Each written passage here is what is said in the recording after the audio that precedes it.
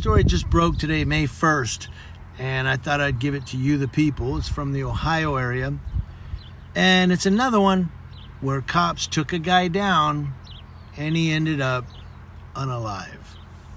I'm giving you the news story from NBC News, but the president of the NAACP is calling for a federal investigation into the death of a 53-year-old black man who died after repeatedly telling police officers from the Canton, Ohio Police Department, listen to what he was telling them, "I can't breathe," as they pinned him to the floor of a bar while he was handcuffed in the prone.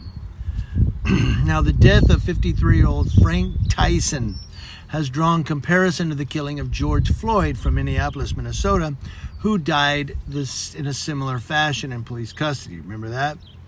In a letter first shared with NBC News and addressed to Kristen Clark, the Assistant Attorney General for Civil Rights at the Justice Department, the NAACP said it was deeply troubled by this horrific tragedy.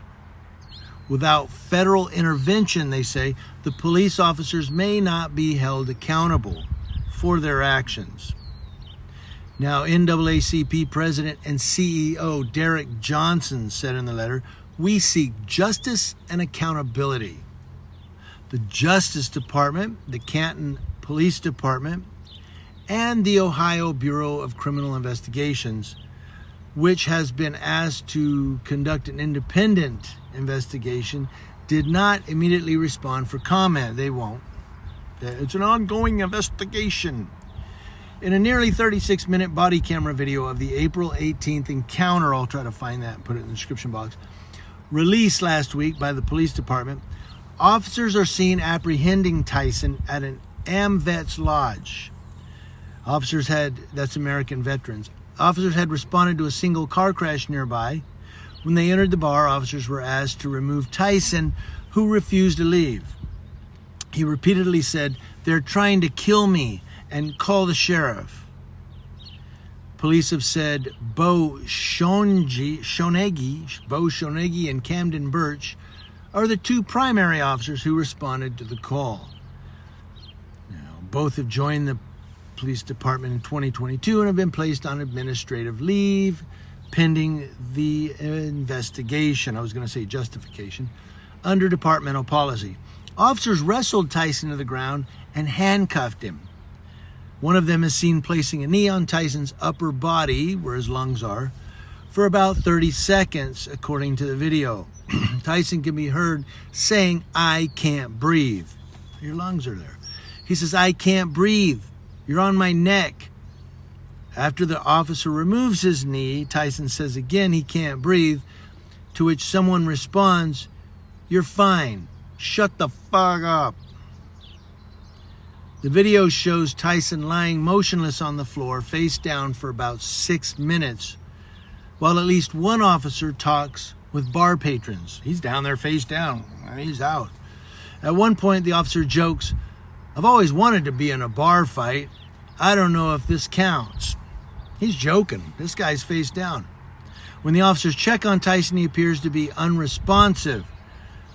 An officer checks him for a pulse, and officers later perform chest compressions on an unresponsive Tyson.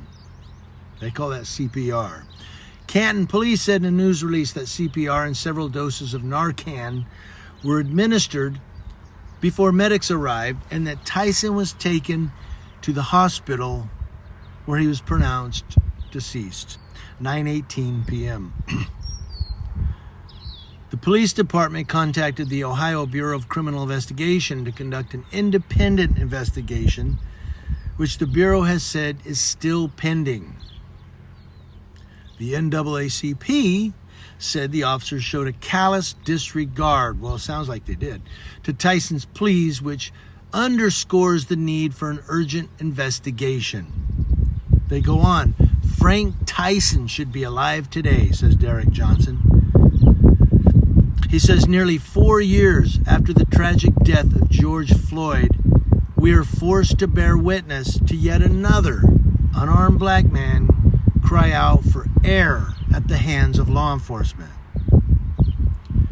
Bobby DiCello, one of the attorneys for Tyson's family, told NBC News his loved ones are very mindful of the importance of this case and the memories it may evoke of Floyd's killing. DiCello said, Canton police disregarded Tyson's humanity. He said, it is outrageous that in 2024 an officer put their knee on anyone, and that when he last spoke and said, I can't breathe, the last words he may have heard were, you're fine, F you. DiCello said he may not have been able to discern that. That's where the Canton officers said the quiet part of George Floyd's death out loud.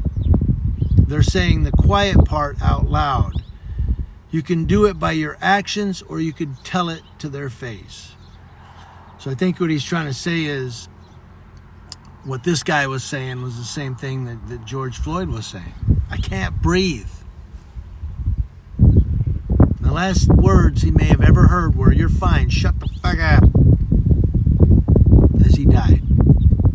Right there on the bar floor. Or maybe he lived long enough to hear the other cop go, I've always wanted to be in a bar fight. Does this count? This idiot over here. Me.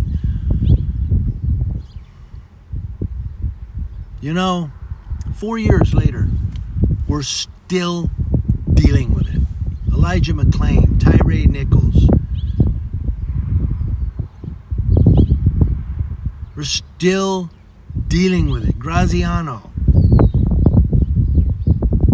I mean, I'm trying to think of all the names. There's just so freaking many since George Floyd.